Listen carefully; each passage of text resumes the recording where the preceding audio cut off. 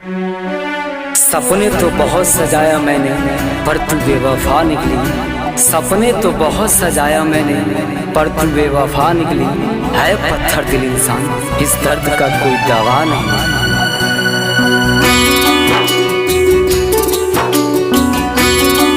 Music by Rajkumar Sinha.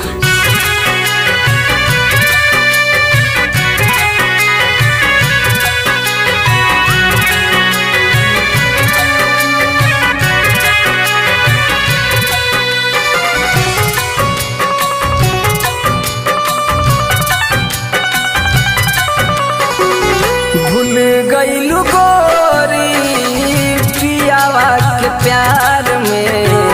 भूल गईलू गोरी पियावा के प्यार में। हमारा से मिले खातिर आवत रहलू रात में। भूल गईलू गोरी पियावा के प्यार में। भूल गईलू गोरी पियावा के प्यार में।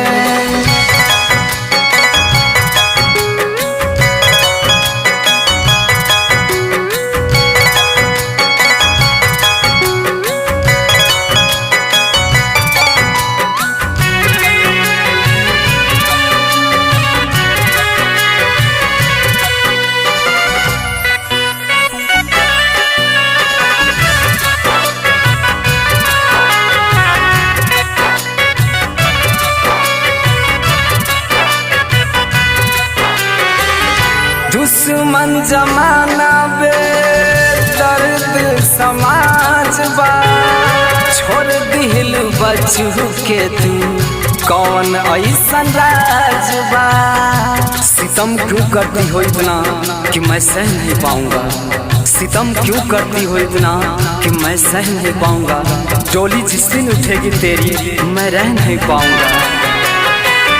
दुश्मन जमाना बे दर्द समाज बा। छोड़ दिलू रोशन के तू कौन ऐसन राज बा। खुनावा के आंसू रोइले हो। खुनावा के आंसू रोइले रात भर तोहर याद में। भूल गईलू गोरी पियावा के प्यार में। गईलू गोरी पियावा के प्यार में।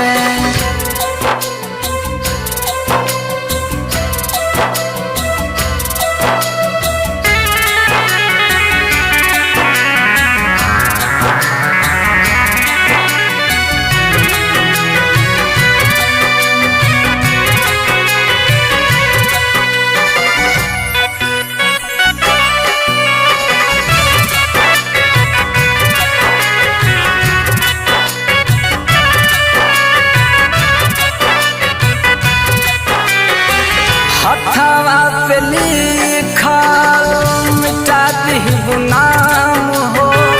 दिलावा पे लिखल मिटाइबू कैसे जान हो। इश्क मैं इतना करता हूँ तुमसे, सांसें तो तुम लेती हो पर जिंदा मैं रहता हूँ। इश्क तो इतना करता हूँ तुमसे, सांसें तो तुम लेती हो पर जिंदा मैं रहता हूँ।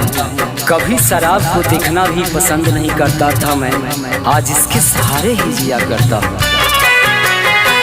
हथवा पे लिखल मिटा दीहू नाम हो। दिलावा पे लिखल मिटाइबू कैसे जान हो। सपनों में आई तू मिले हो। सपनों में आई तू मिले रहिले इंतजार में। भूल गईलू गोरी पियावा के प्यार में। भूल गईलू गोरी पियावा के प्यार